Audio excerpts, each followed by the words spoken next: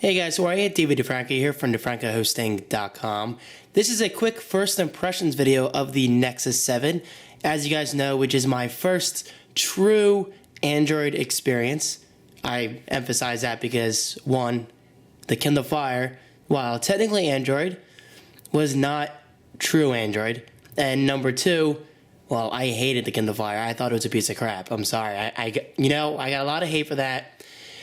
With the whole, David, it's $200 thing. What do you expect? Well, the iPod Touch costs $200, so why can't it be silky smooth? Why can't it be a good experience? Why can't it be like this, the Nexus 7, which is also $200? So getting to my point as a whole, guys, I'm loving this tablet. This tablet is pretty freaking amazing for $200. So anyway, let's just talk about it. Let's talk about what apps I have, my pros and cons in a brief blurb, by the way. I mean, I don't mean I'm not going to go too in-depth because that's the point of my future video, but let's just jump right into it. First of all, I do have beautiful widgets running right there, but if you do want to see the full thing right here, just go to there, go to widgets, and there you go. We have beautiful home weather, beautiful small home weather, beautiful super clock, and tons of different options, which I really, really appreciate.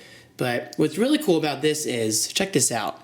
If you tap anywhere on this widget, it actually takes you to that specific app or function. So tapping the clock will ask me if I want to add an alarm. Tapping on the sun will take me to my weather. Tapping on the date will take me to the calendar.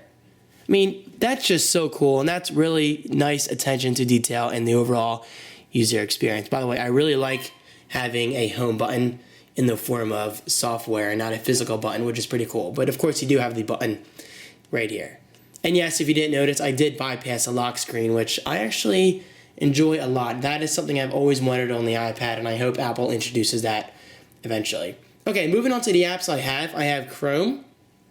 Really nothing exciting, but it is Chrome. It is pretty good for what it is.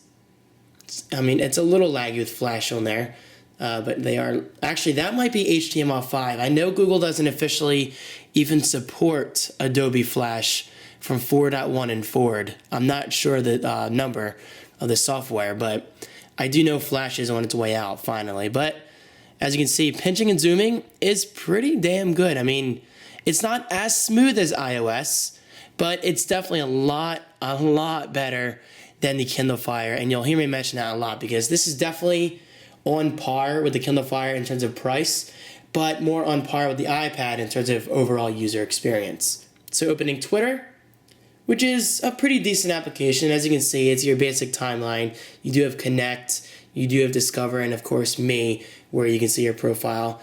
And of course, if you do want to follow me, just go to twitter.com/DavidFranco. The link is right below. So going back, we can go to Facebook.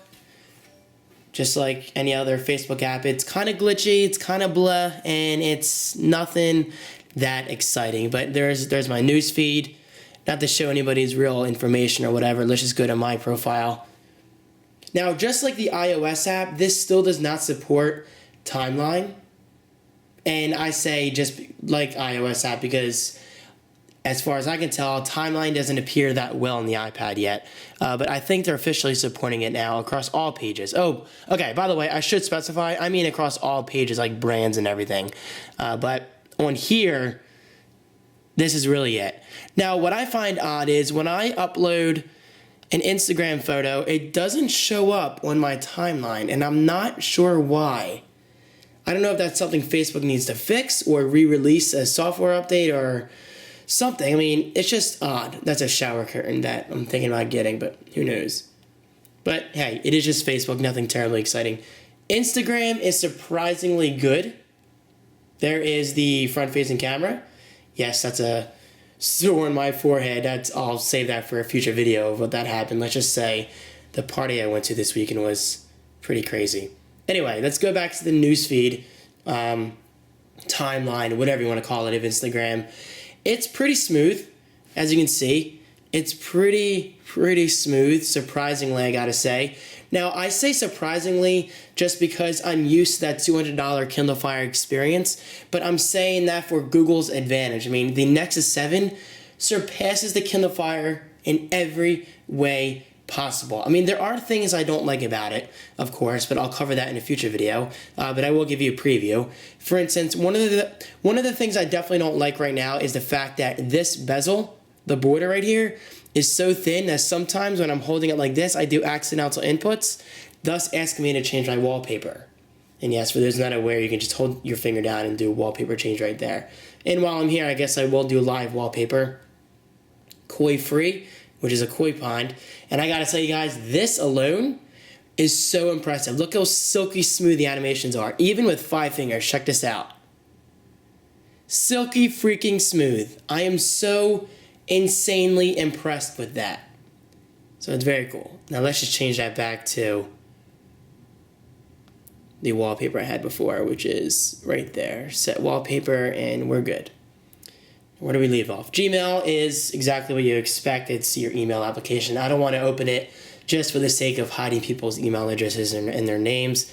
Squarespace, which is okay for what it is. It's nothing overly fancy, but it allows you to manage your accounts, your stats of your website.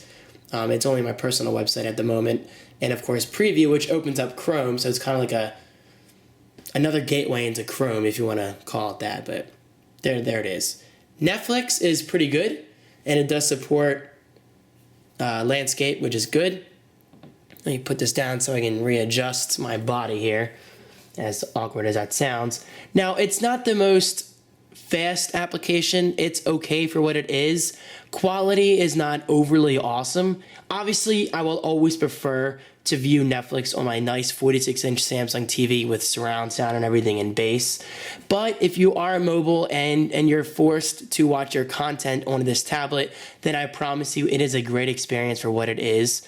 For instance, let's just load The Office, which I literally do watch every single night. And let's just play an episode real quick. Lecture Circuit Part 2. Let's just fast forward here. And I will pause this for copyright reasons. Yes, the good old days. I said the good old days because this is before everything happened with, well, I'm not going to spoil it. Anyway, as you can probably hear, I mean, I don't even know if you had enough time to listen, but take my word for it, this onboard speaker, it sucks. It's pretty bad. But you do, of course, have access to using your own headphones. So if you are serious about your media and your overall entertainment experience, I definitely suggest do not use this onboard speaker. It's pretty bad. It sounds cheap. So just use a nice pair of headphones and you should be good to go. Now going back home, let's close out this video with one quick look at the Google Play Store, which I gotta say, I'm really, really impressed with. The interface is great. And let's just go to the home screen. You have your apps, music, magazines, books, movies, and TV. If you tap apps, you can look at top paid, right there, top free, top grossing, and voice search surprisingly works well. Lock screen.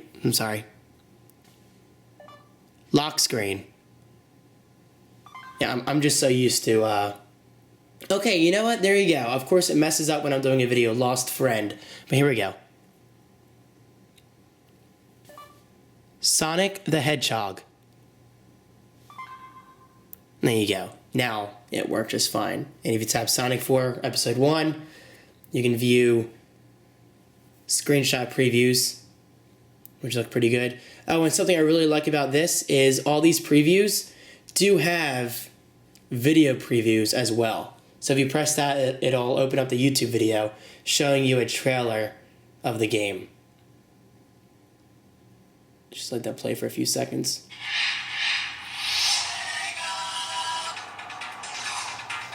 So there you have it. That's a feature I really like, and I hope Apple integrates that into iOS eventually. And yes, of course, I have to mention Apple because I am an iPad user, for those not aware. And down here, we do have a widget which shows my most recent Twitter mention from Maru Lifestyle. They make excellent iPad cases, so just check them out. And on this second home screen, or whatever they call it on Android, I do have my utilities folder, which has my live wallpapers and beautiful widgets. And of course, Sonic City, well, I say of course, but it's not obvious. Sonic CD trial, which I was just trying out. But the only reason it's on the second home screen is because I don't really know what to do with it. I will delete it eventually, but I guess it's just there for video purposes, and I don't want it on the home screen. And as you can see down here in my dock, or whatever they call it on here, the launch bar, or I don't know what Android calls it, I'll learn over time. Again, I am an Android noob, but as you can see, it is indeed empty. I just prefer that clean look, and my apps are indeed in the middle. So it's a nice clean interface. And I guess that's it, guys. I've talked more than I wanted to, but hopefully you guys enjoyed. And of course, if you do have any Android requests, please comment below. I mean, I am so new to Android that I don't even know what to download yet. So yes, guys, anything that you can suggest to a new Android user such as myself, just please comment below. This goes for apps, live wallpapers, widgets, lock screens, keyboards, anything. I mean, I gotta say, I'm really, really liking the whole Android platform and how open it is. Is it as smooth and silky as it could be? No, but it's a nice trade-off for how customizable and how open it truly is, and I'm actually really, really enjoying it. Alright guys, I will let you go. Stay tuned for future Android videos, and of course, as always, my social media links are right below for Twitter, Facebook, all that good stuff, and I'll see you next time.